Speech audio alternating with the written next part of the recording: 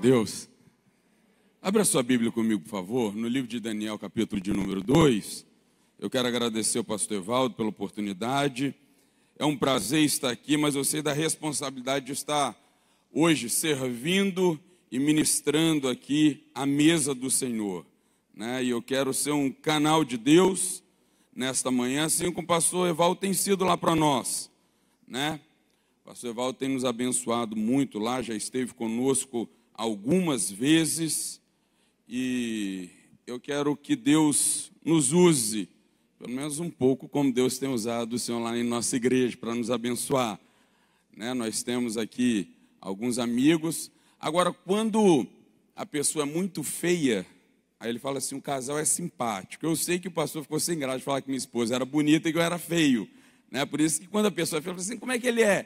Ele é simpático, né? Eu entendi então, pastor, qual foi o recado, né? Mas tudo bem. Glória a Deus por isso. Você achou aí Daniel capítulo de número 2? Daniel capítulo de número 2, verso de número 31. E diz assim a palavra de Deus.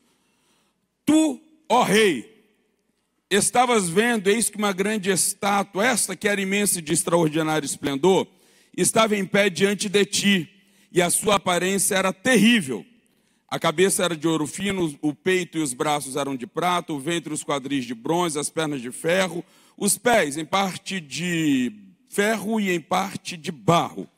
E quando estavas olhando, uma pedra foi cortada, sem auxílio de mãos, e feriu a estátua nos pés de ferro e de barro, e o esmiuçou.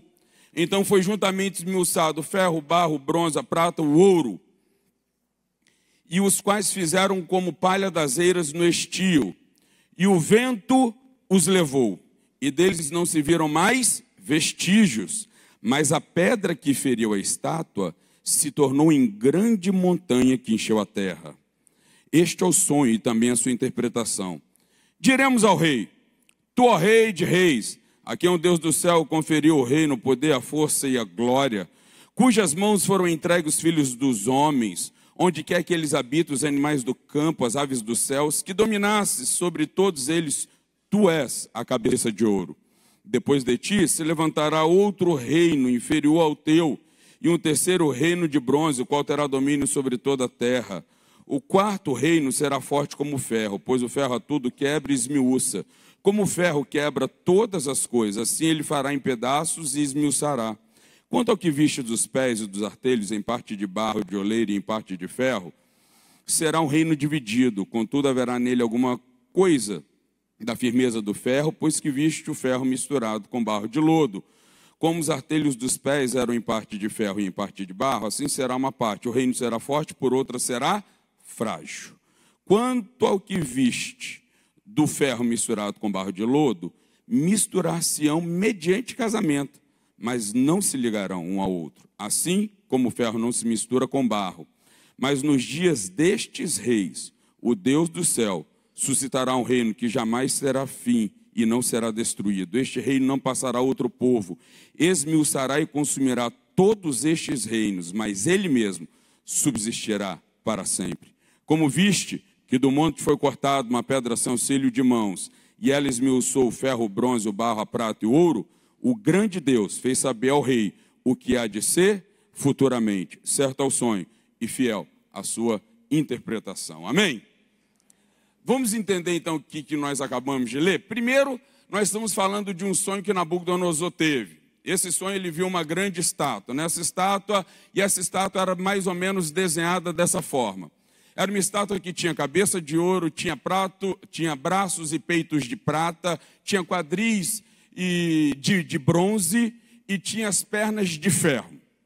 Os seus dedos ou seus pés eram em parte de ferro e em parte de barro. E ele viu também uma grande pedra que foi cortada sem auxílio de mãos, e ela foi lá no pé da estátua e quebrou essa estátua, esmiuçou e disse que essa estátua nunca mais se viu. O que nós estamos falando aqui? Vamos entender algumas questões. Isso aqui é uma mensagem escatológica. Nós estamos falando acerca das coisas que já aconteceram, de coisas que irão acontecer. Agora, Nabucodonosor, que foi quem teve esse sonho, ele teve esse sonho aproximadamente no ano 605 a.C. Então, portanto, esta é uma mensagem que vai requerer de nós uma certa atenção, porque são cerca de 2.600 anos de história, do ano 605 a.C.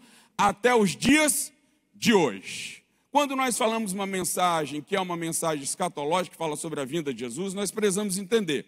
Todo o Velho Testamento, ele vai nos apontar para o Messias, sobre a promessa que o Messias viria, que Jesus, que o Verbo seria encarnado, que Deus viria. Todo o Velho Testamento aponta para Jesus. O Novo Testamento vai falar sobre duas principais coisas. Quais são as duas principais coisas? Uma, que tudo que o Velho Testamento falava, que apontava para Jesus, aconteceu. Jesus veio, o Verbo se encarnou e ele habitou entre nós. É o Deus encarnado. A segunda coisa é que Jesus virá. Jesus vai vir. E a gente não pode se esquecer disso. Por quê? Nós estamos vivendo nos dias como se Jesus não viesse mais. Nós estamos vivendo os dias como se tudo o que nós temos ou tudo o que nós precisamos, o mundo poderia nos dar. Isso tem levado as pessoas a uma profunda tristeza, gerado depressão e gerado ansiedade. Como assim? Paulo, o homem que melhor entendeu a mente de Cristo, escrevendo a sua carta aos 1 Coríntios, capítulo 15, verso 19, ele diz: se a nossa esperança se limita apenas a esta terra, nós somos os mais infelizes de todos os homens. Você acha que essa infelicidade que nós temos vivido, esse problema que tem causado, sabe, agora nós vamos comemorar, se não me falha a memória, Outubro Amarelo, por causa da depressão, do suicídio, desculpa, quantas pessoas têm tirado a sua vida?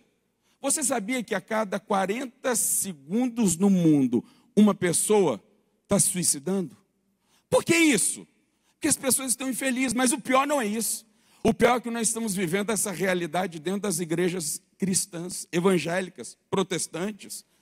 Porque as pessoas estão vivendo achando que tudo o que nós precisamos, o mundo pode nos dar.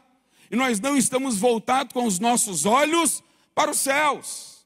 Nós precisamos nos lembrar que nós somos apenas forasteiros, que nós somos apenas peregrinos nessa terra. Nós falamos de tantas coisas hoje no meio evangélico, principalmente quando nós ligamos as TVs, as televisões. Nós falamos sobre tantas bênçãos, sobre tantas coisas que nós podemos ter e usufruir, mas nós nos esquecemos que a mensagem central é que Cristo um dia vai voltar e Ele há de resgatar e levar a sua igreja, a sua noiva, e juntos nós iremos habitar e morar nos céus. Nós estamos aqui apenas de passagem. É por isso essa infelicidade tão grande. É por isso que nós temos visto esse aumento de número de ansiolíticos, hipnóticos e antidepressivos crescendo tanto. De 2010 a 2014, o número cresceu em quase 50%. Por quê? Porque estamos procurando algo para nos preencher. Nós estamos procurando algo que vá saciar aquele vazio existencial que só Deus pode preencher.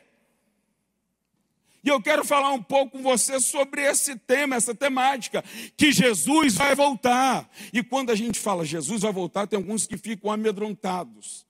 Nós não precisamos ficar preocupados, nós precisamos apenas estar preparados. Agora, será que Jesus realmente vai voltar? Hoje existe essa dúvida. Vamos entender algumas coisas.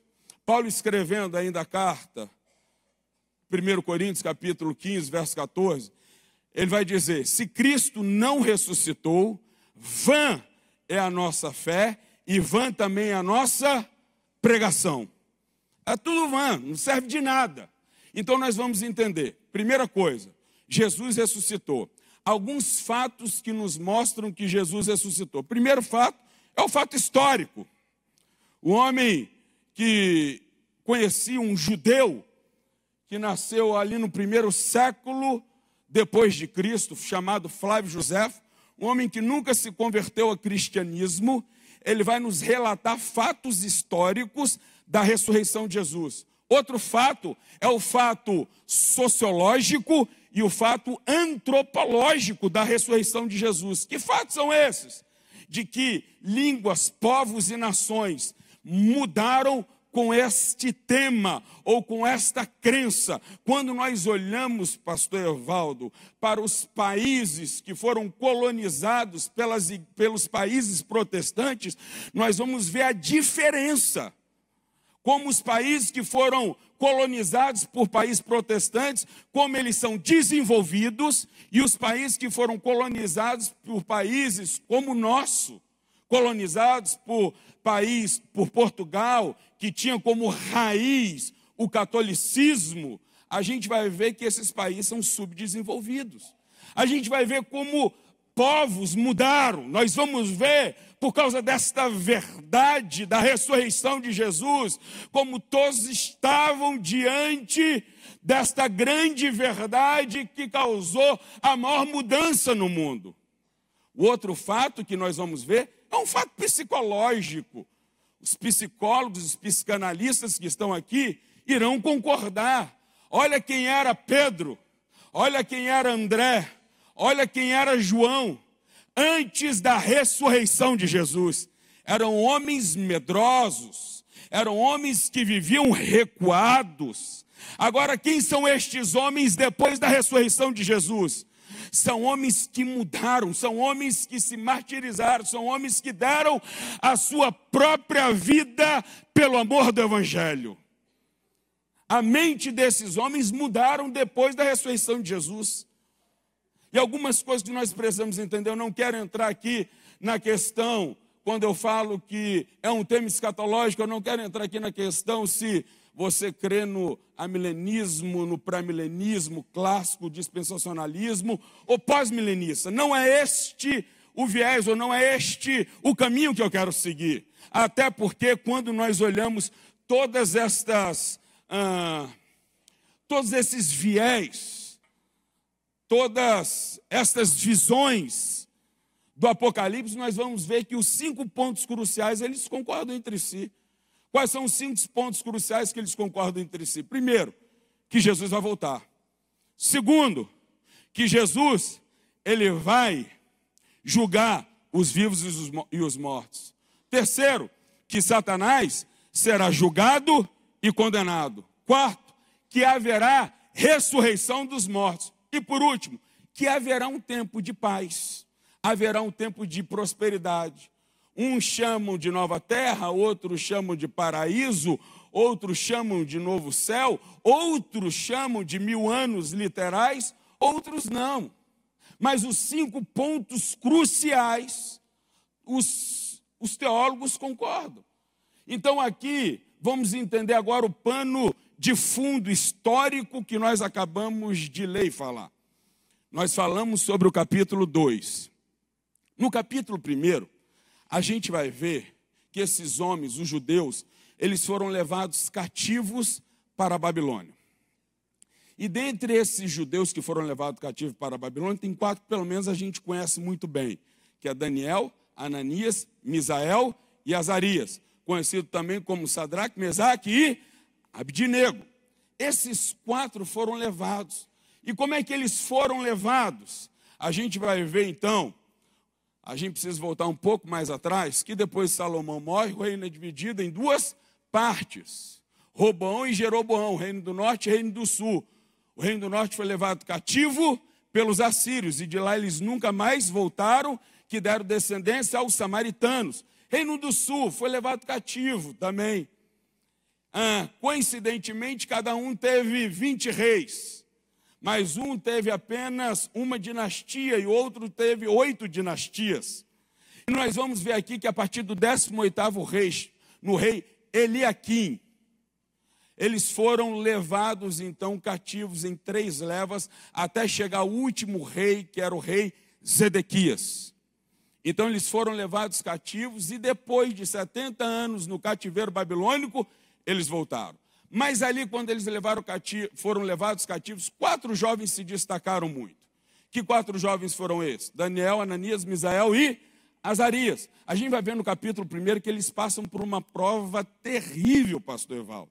Eles são provados fisicamente, eles são provados psicologicamente, eles são provados espiritualmente. Mas olha que interessante, depois de todas essas provas, se levanta o rei Nabucodonosor e diz: não existe homens mais sábios do que esses sábios. Eles, na verdade, são 10 vezes mais sábios do que todos os sábios que nós temos aqui na Babilônia. Sabe o que eu aprendo aqui? Que existem lugares e posições que o seu conhecimento não vai te levar. Existem lugares que Deus vai nos colocar, que Deus vai nos levar, que o dinheiro jamais vai conseguir nos levar, que a posição social que eu ocupo hoje não vai conseguir me levar. Existem lugares que só a minha fidelidade e a minha obediência a Deus irá me levar. Agora olha que interessante, você sabe que Jerusalém é a junção de 2 palavras. E essas 2 palavras significam, se nós formos fazer uma tradução livre, significaria lugar de paz ou casa de paz. Babilônia vem da raiz Babel. Babel significa confusão.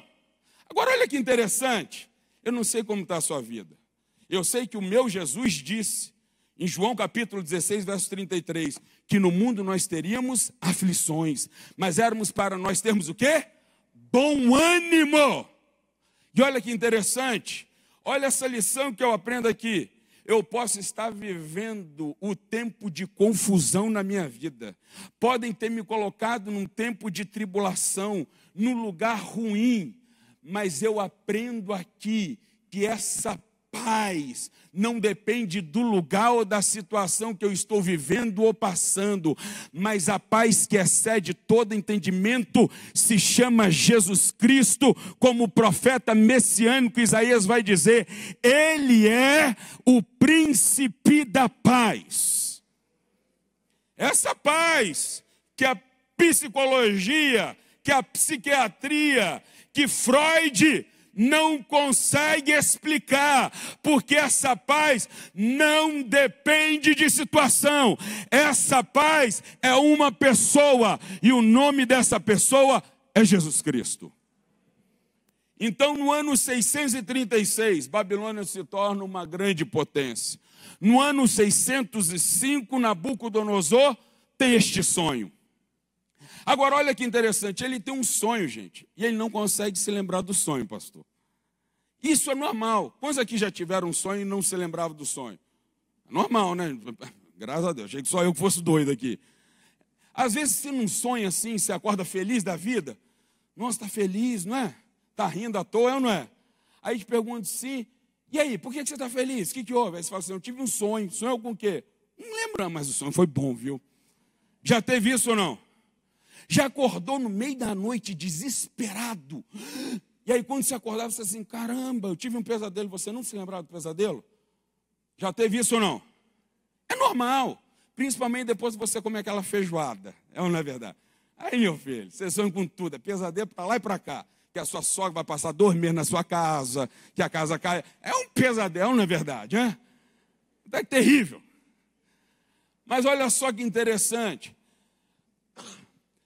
Nabucodonosor tem esse sonho, ele fica apavorado. O que traz esse medo a Nabucodonosor? Nós precisamos entender então agora a cultura dos caldeus, a cultura dos babilônicos. Primeiro, eles tinham 2 tipos de deuses. Eles tinham os deuses pessoais e os deuses superiores. E quando alguém tinha um sonho e não se lembrava deste sonho, era um presságio de que os deuses pessoais estavam chateados, estavam embrutecidos com eles. Então Nabucodonosor ele fica amedrontado, ele diz, bem, se os deuses pessoais estão embrutecidos comigo, estão chateados comigo, eu posso perder o meu trono. Então ele manda chamar agora os sábios. ele manda chamar todos os sábios, eles dizem, olha, eu tive um sonho, vocês precisam me falar qual foi o sonho que eu tive. Os sábios estavam acostumados a interpretar sonhos e não descobrir qual eram os sonhos. E eles não conseguem descobrir qual era o sonho. E ele diz, olha, não tem como descobrir esse sonho. Então, verso de número 12, do capítulo 2, Nabucodonosor, ele faz um decreto. Que decreto é esse? Eu vou mandar matar todos os sábios. E aí agora bate na porta, verso 13, verso 14, bate na porta de Daniel, o algoz de Daniel, e diz assim, eu vim aqui te matar, meu filho. Daniel falou assim, o que eu fiz dessa vez? Falou assim, você não está sabendo do decreto do rei? Ele falou assim, não. Lembre-se que Daniel e os seus 3 amigos, eles nunca andaram bem com aqueles sábios da Babilônia, porque os sábios da Babilônia tinham ciúmes, tinham inveja. Então eles não convidavam. Por isso que Daniel não sabia do decreto do rei. E aí quando o algoz bate na porta dele, ele diz assim, eu vou te matar. Ele diz, me dê um tempo. Eu vou falar com Nabucodonosor. E aí eu vou pedir uma explicação para ele. E ele fez exatamente isso. Ele vai até Nabucodonosor. Nabucodonosor fala o que aconteceu. Ele diz, Nabucodonosor, me dê um tempo. Eu vou orar ao meu Deus. E o meu Deus há de falar qual é o sonho e ainda vai me trazer a interpretação. Ele volta para a sua casa. E aí, a partir do verso de número 15, 16 e 17, ele vai falar, a Bíblia vai nos narrar que Daniel volta para a sua casa e ele chama os seus 3 amigos. Presta atenção nesse ensinamento bíblico, nesse ensinamento que Daniel nos dá. Por que ele volta e só chama os seus 3 amigos? Porque são esses 3 amigos que no momento da prova não vacilaram. Foram esses 3 amigos que no momento da prova permaneceram fiel a Deus. Então eu começo a aprender algo aqui com Daniel. Cuidado com quem você se relaciona. Cuidado com quem você vai orar. Cuidado com quem você abre o seu coração. Os seus amigos podem te colocar lá em cima, também como podem te colocar lá embaixo. Primeira carta aos Coríntios, capítulo 15, verso de número 33. Ele diz, Paulo vai nos falar que as más companhias vão corromper os bons costumes. Aí Daniel diz, eu não vou orar com esse pessoal que veio comigo, que é um bando de vacilão, que não obedece a Deus, que não quer saber de nada das coisas espirituais. Eu vou chamar pessoas sérias para eu me relacionar e para eu falar o que está acontecendo. Com quem você tem se relacionado? Com quem você tem aberto seu coração? Para quem você tem contado seus problemas? Ah, pastor, eu estou chateado, porque está todo mundo da igreja sabendo. Lógico, você vai falar para essa mulher que fala mal de todo mundo na igreja, você acha que ela não vai falar mal de você? Você acha que ela não vai contar seu segredo? Lógico que vai. Você vai falar com essa mulher que não ora, que passa o dia inteiro no WhatsApp mandando mensagem para os outros, falando da vida dos outros, que passa o dia inteiro no Facebook. Você acha que ela não vai contar os seus problemas para os outros? Lógico que vai. Procure pessoas sérias, que tenham compromisso com Deus, que tenham compromisso com a igreja. E ele vai fazer exatamente isso. E a Bíblia diz então que ele clama a Deus, e Deus revela o sonho. Aí eu aprendo algo. Como o pastor disse aqui, a oração do rei Josafá.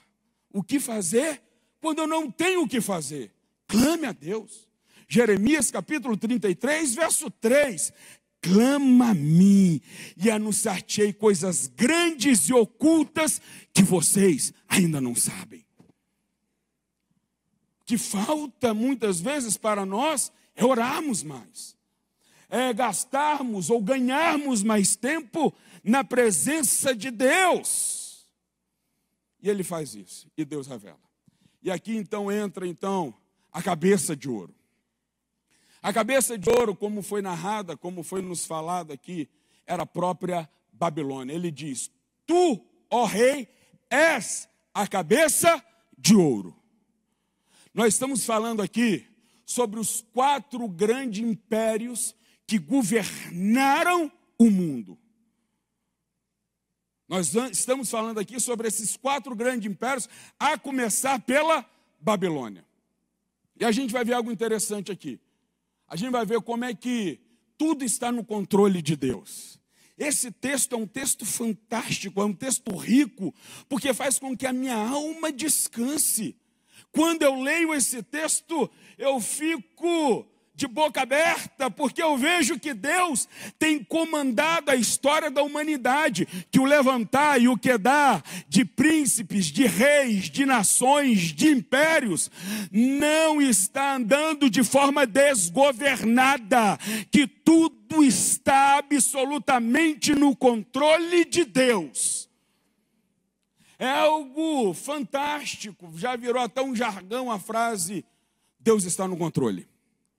Mas é algo que nós falamos, mas é algo que muitas vezes nós não conseguimos compreender. Que Deus está no controle. Nós não conseguimos compreender essa soberania de Deus. Porque se nós compreendêssemos, nós não viveríamos ansiosos. O mal do século 21 não seria a ansiedade.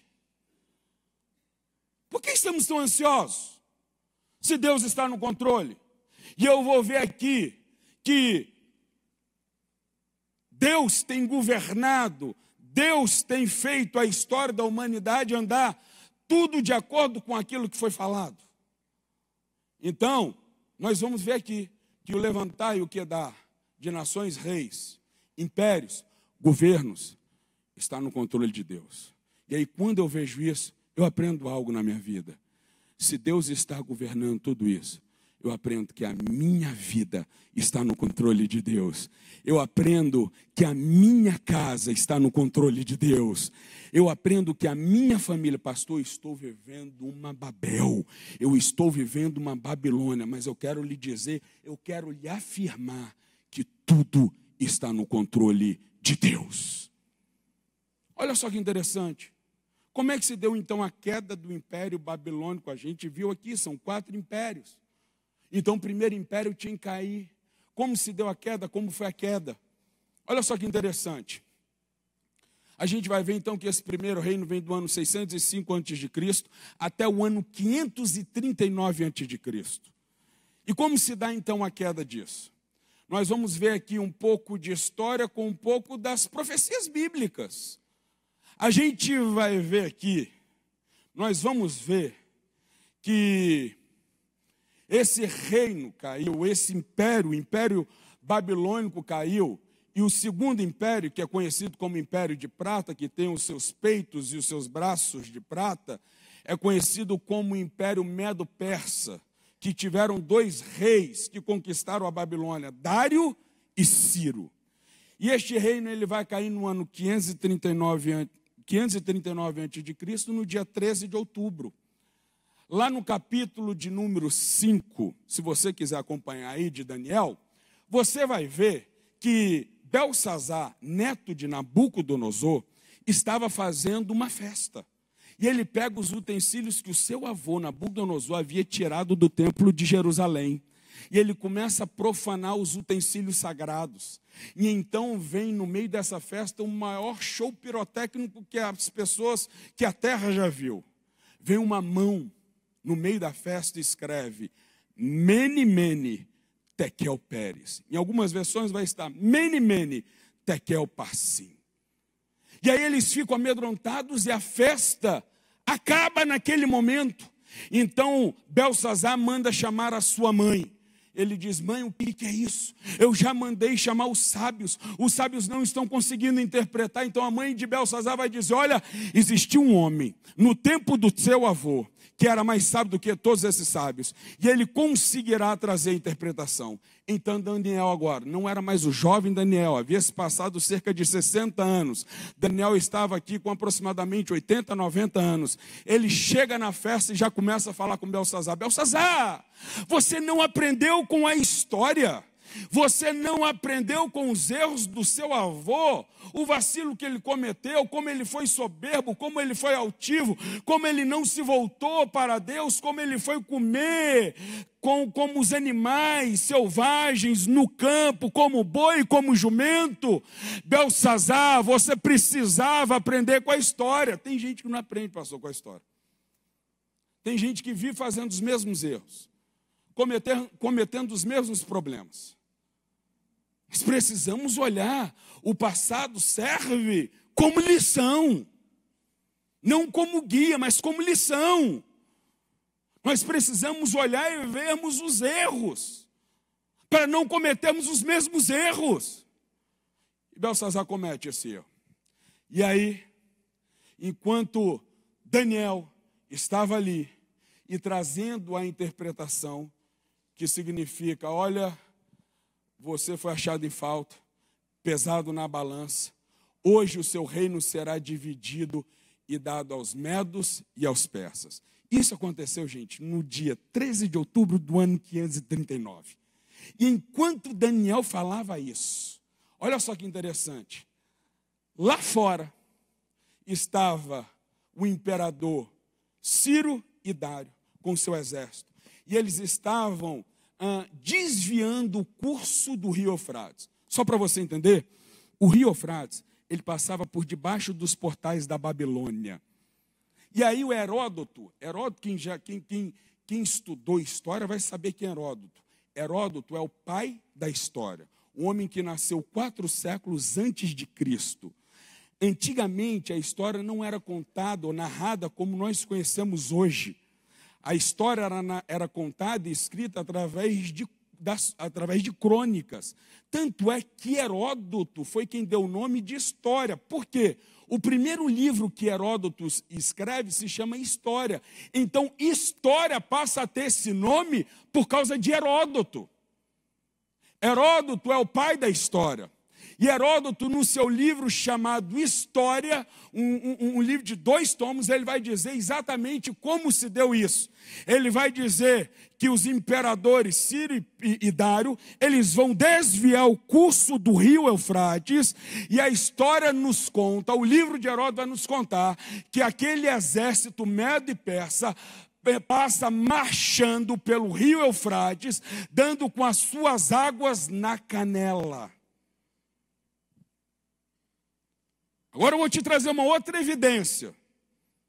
Segunda evidência disso, Isaías capítulo 44, verso 27, verso 28, Isaías capítulo 45, verso de número 1. Abre aí comigo, por favor. Isaías capítulo 44, verso 27, verso 28, Isaías capítulo 45, verso 1. Ele vai dizer assim: que digo a profundeza das águas, seca-te, e eu secarei os teus rios. Que digo de Ciro? Ele é o meu pastor e cumprirá tudo o que me apraz. Que digo também de Jerusalém? Será edificada e do templo será fundada. Assim diz o Senhor ao seu ungido, a Ciro, quem tomo pela mão direita para bater as nações ante a tua face e para descingir os lombos dos reis e para abrir diante dele as portas que não se fecharão. Quando a gente lê isso aqui, a gente compreende. Agora eu vou só trazer alguma informação para você compreender melhor o que você leu. Isaías escreveu isso aqui 150 anos antes de Ciro nascer. 150 anos antes de Ciro nascer, Isaías já estava falando quem iria acabar com Babilônia, qual a estratégia usada para terminar ou para acabar com a Babilônia. Verso 27, seca-te os rios e eu secarei. Foi exatamente isso que os imperadores fizeram, Ciro e Dário. E ele disse ainda, quem sairia vencedor dessa batalha? Nós precisamos entender algo aqui, gente. A nossa fé não é uma fé burra. A fé burra, a fé sem evidências, se chama fideísmo. A fé cristã tem evidência. Eu falei aqui das evidências da ressurreição de Jesus. Eu estou lhe contando aqui, trazendo alguns esclarecimentos sobre as profecias que já aconteceram, coisas que os homens aguardavam. A nossa fé cristã, requer evidências. E são essas as evidências que nós temos, que o nosso Deus está no controle de todas as coisas. Agora vem o segundo império. O segundo império, conhecido como Império de Prata, peito e braços de prata. A gente vai ver que existiu um terceiro império. E como se dá a queda, então, do segundo império? O segundo império, ele vai terminar, ou ele vai acabar, numa batalha conhecida como a Batalha de Gaugamela. Na Batalha de Gaugamela, então agora vem um homem chamado Alexandre o Grande. Ele agora conquista a Macedônia, ele era rei na Grécia, ele conquista a Macedônia e agora ele une a Macedônia e a Grécia, conhecida como o Império Grego-Macedônico. E ele vai na Batalha de Gaugamela no ano 331 a.C. e se torna o grande império, vencendo assim o Império Medo-Persa. E a gente vai ver que esse império também caiu, porque a Bíblia falou, olha, viria o primeiro império, que é o Império Babilônico, viria o segundo império, que é o Império Medo-Persa, e teria um terceiro império que seria forte, teria os quadris e os ventres de bronze, mas ele também iria cair. E como se deu a queda, então, do Império Medo-Persa? A gente sabe que no livro de Daniel, ele tem 4 visões. O Daniel, para a gente entender o livro do Apocalipse escrito por João, a gente primeiro precisa entender o livro de Daniel. E aqui numa dessas 4 visões que Daniel tem, também que são visões escatológicas, no capítulo de número 7, no verso de número 6, a gente vai ver aqui que Daniel, no capítulo 7, ele começa a ver 4 tipos de animais, falando sobre os 4 impérios que viriam. E aí, no verso de número 6 do capítulo 7, ele tem a visão do terceiro império. Olha só que interessante. Diz assim: depois disso eu continuei olhando, e eis que outro semelhante a um leopardo, e tinha nas costas 4 asas de ave, e também este animal tinha 4 cabeças, e lhe foi dado o domínio. Você não precisa ser um conhecedor bíblico, um teólogo, para saber que cabeça significa autoridade, poder. Quando a gente olha para a história, a gente vai ver. Primeiro, Alexandre o Grande, ele morre jovem, com 33 anos de idade. Quando Alexandre Grande morre, pastor Evaldo, os seus 4 generais, eles começam a brigar pelo poder. É isso aqui que Daniel viu, 4 cabeças. A gente sabe que o reino dividido, ele não vai subsistir, ele não vai prevalecer. Quais são o nome desses 4 generais? A história vai nos falar. Ptolomeu, Seleuco, Licimaco e Cassandro. São os 4 generais que dividem o Império Grego-Macedônico. E quando começa a dividir, ele começa a enfraquecer. Aí, agora, nós vamos para o 4º e último império, que é o império, foi o império mais forte, que é conhecido como Império de Ferro, o império que dominou por mais tempo, que Jesus nasceu debaixo da jurisdição deste império, que é conhecido como Império Romano. Então, na batalha conhecida como a Batalha de Pidina, os romanos vencem o Império Grego-Macedônico e agora se tornam o grande império. É o grande e último império. E eu vou terminando. Esse é o Império Babilônico, ele vem então do ano 168 a.C. até o ano 476 depois de Cristo. Um pouco de conhecimento de história, você vai ver que o grande último imperador foi Rômulo Augusto. Rômulo Augusto foi o último grande imperador de Roma. Agora, como se deu, então, a queda do Império Romano? A gente não vai ver um 5º império humano. A gente não vai ver aqui, sabe, uma nação. Quando nós olhamos e nos voltamos para a história, e estudamos a história, a gente vai ver algo interessante. Realmente, depois do Império Babilônico, não teve um outro império que dominou o mundo. Qual foi o império que dominou o mundo depois do Império Romano? Qual foi o império? Qual foi o país, ou qual foi o reino que dominou o mundo depois do Império Babilônico? Depois do Império Romano? Não teve. Alguns irão pensar, mas teve o Império Bizantino. O Império Bizantino é uma subdivisão do Império Romano. Como se deu isso?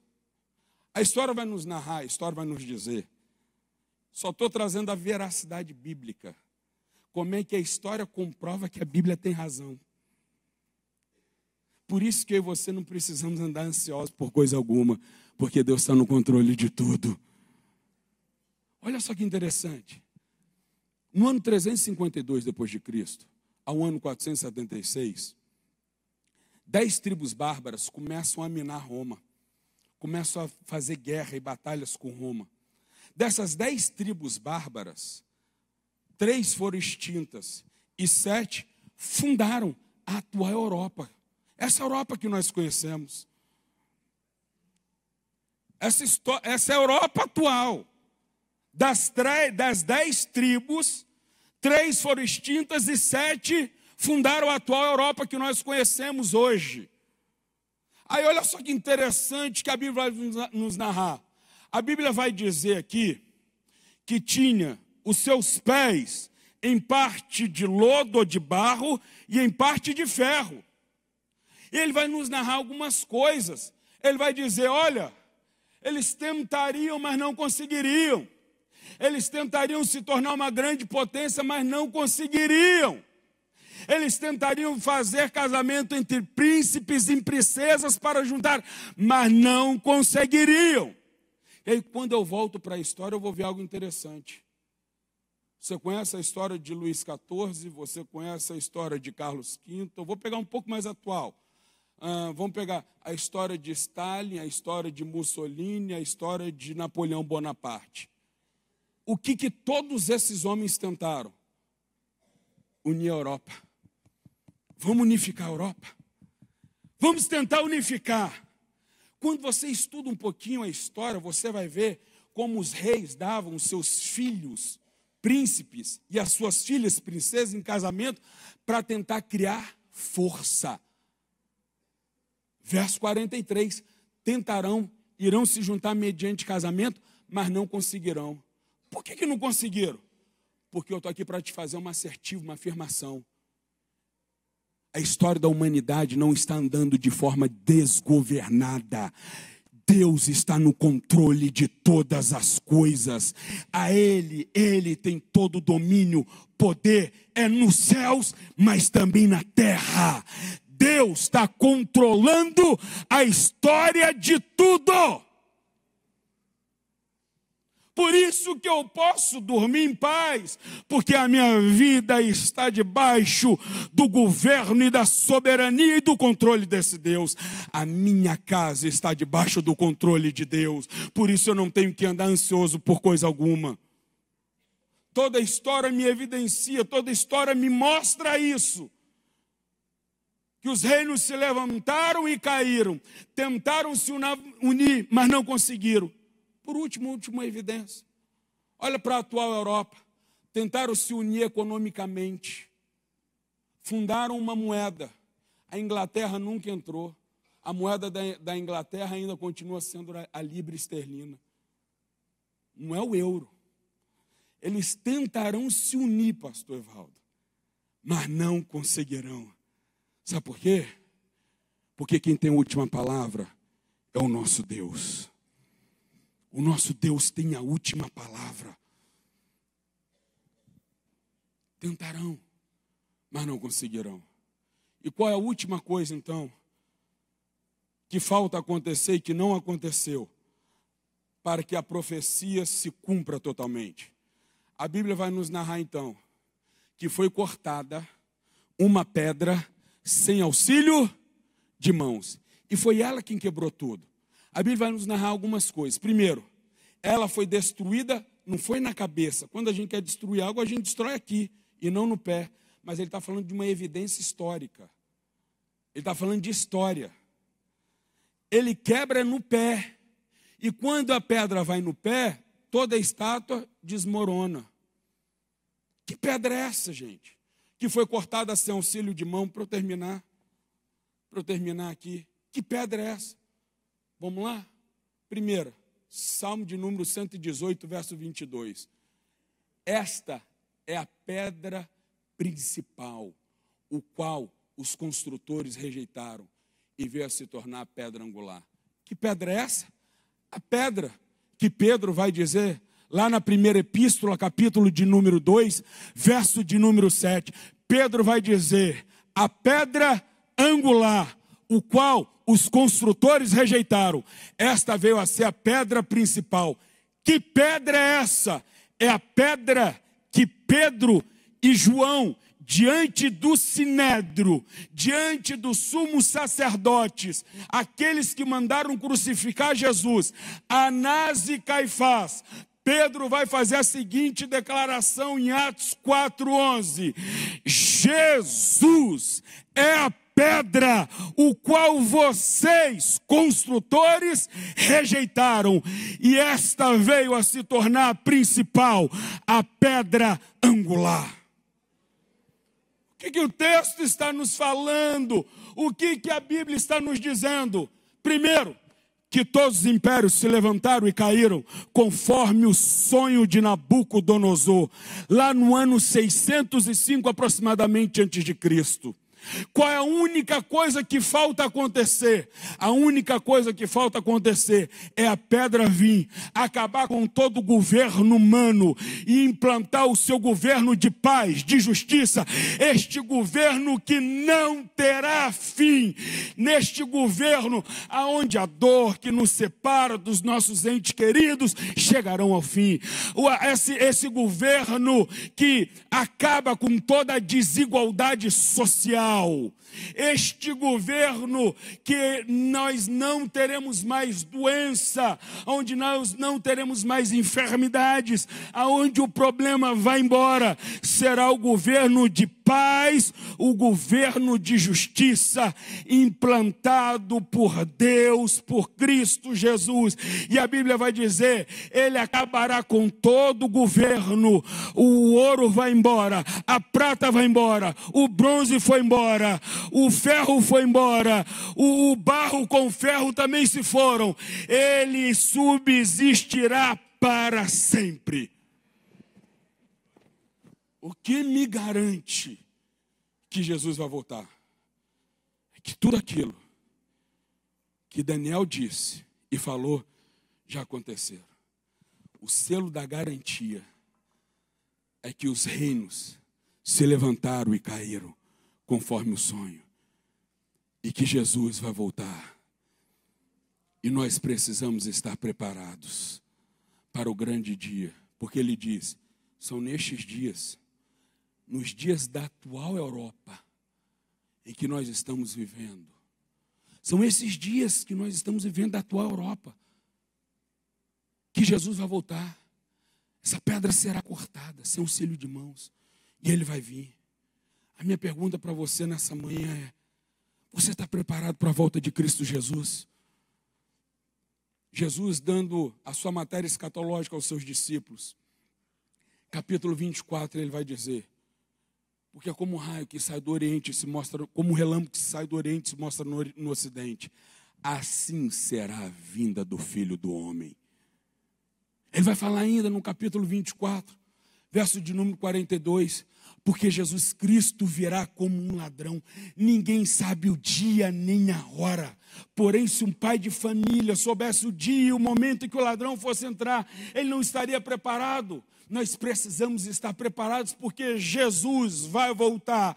A garantia é, tudo aconteceu. E a única coisa que falta acontecer é a pedra ser rolada e acabar com esse governo humano e o governo de Cristo Jesus ser implantado para sempre. Por isso eu e você podemos dizer, Maranata, ora vem, Senhor Jesus. Maranata, ora vem, Senhor Jesus. Maranata, ora vem, Senhor Jesus. Pastor Evaldo, nosso grande problema hoje é que muitas vezes nós ensinamos para os nossos filhos, para as nossas crianças, para os nossos adolescentes e jovens, que o céu é algo monótono. Os desenhos são desenhos de anjinho tocando harpa. Que coisa chata, gente. Que coisa chata esse céu. Você conhece a Disneylândia? Pois o céu é muito melhor do que a Disney. Qual foi o melhor país que você já foi? Eu quero lhe dizer algo aqui, meu filho. Não tem lugar para se comparar com o céu. João fica de boca aberta, lá no capítulo 21, quando ele vê que os céus são feitos de ouro, existem pedras. O céu é o melhor lugar para nós estarmos. É por isso que eu e você podemos estar preparados, porque assim como o relâmpago que sai do Oriente e se mostra no Ocidente, assim será a vinda do Filho do Homem.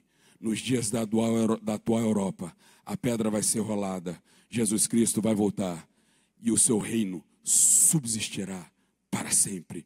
É o reino que não terá fim. Maranata, ora vem, Senhor Jesus. Coloque-se de pé, deixa eu orar com você, por favor.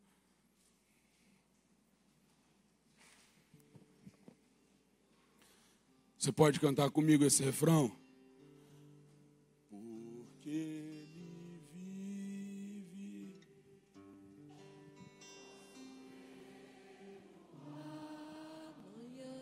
É porque ele vive de verdade.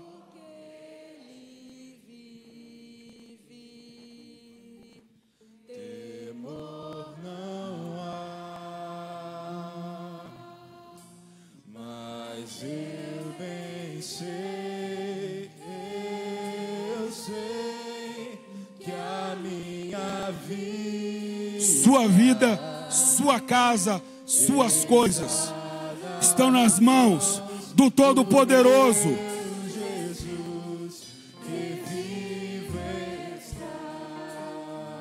Vamos cantar de novo esse refrão, porque ele vive.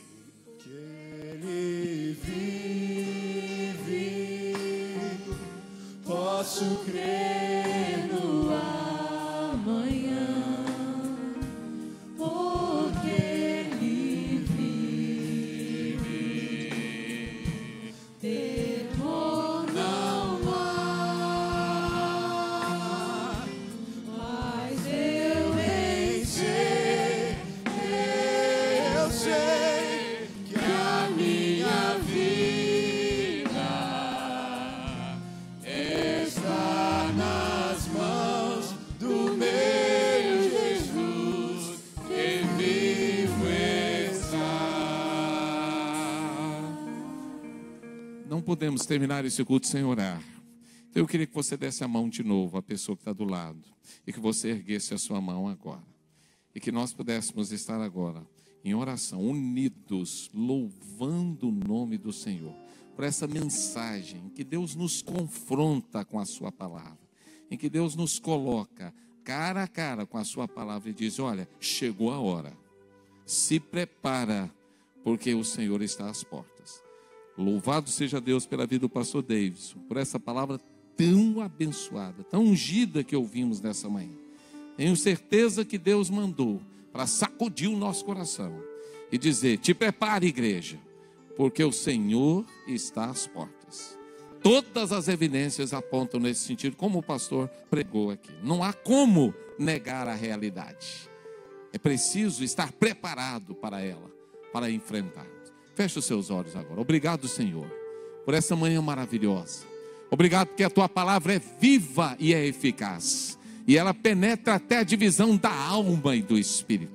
Obrigado porque através da boca do teu servo e da sua mente, inteligência, o Senhor ministra ao nosso coração e nos mostra a importância, Senhor, de estarmos atentos à tua palavra, que nos mostra claramente que ela está se cumprindo e que o Senhor não mente, nem volta atrás naquilo que disse, mas que a tua palavra é viva e que ela, Senhor, nos aponta que o Senhor está voltando e que Ele está às portas. Ajuda-nos, Senhor, a como igreja estar preparados, estar com a nossa vida no altar, estar com os olhos fitos no Senhor, e que nós possamos, Senhor, viver uma vida que alegra o teu coração, que as coisas deste tempo, que, Senhor, tudo que está ao nosso redor não venham nos desviar, não venham, Senhor, nos apetecer a ponto de tirarmos os olhos do Senhor, mas que nós possamos estar, Senhor, fitos com os nossos olhos em Jesus, o autor e consumador da nossa fé. E que preparados estejamos, Senhor, para este momento em que o Senhor vier arrebatar a tua igreja. Que cada um aqui se encontre fiel e que todos aqui estejamos juntos na presença do Senhor. Obrigado pela vida do teu servo, pastor Davidson, da irmã Ludmila, sua esposa. Que o Senhor continue derramando a tua graça sobre a vida dele, ungindo a sua boca, o seu coração, dando a ele a tua inspiração. E que ele seja sempre, Senhor, um profeta ungido do Senhor. Cuida dele, cuida de toda a sua casa. Eu oro por todas as famílias aqui representadas. Que o Senhor possa estar convencendo cada um aqui que ainda não teve a experiência de buscar o Senhor, para buscar agora, Senhor. Porque a tua palavra diz: buscai ao Senhor enquanto se pode achar, invocai enquanto está perto. Dá-nos um dia feliz na tua presença e traz-nos novamente à tua casa hoje à noite para celebrarmos o nome do Senhor. Eu oro agradecido em nome de Jesus. Amém.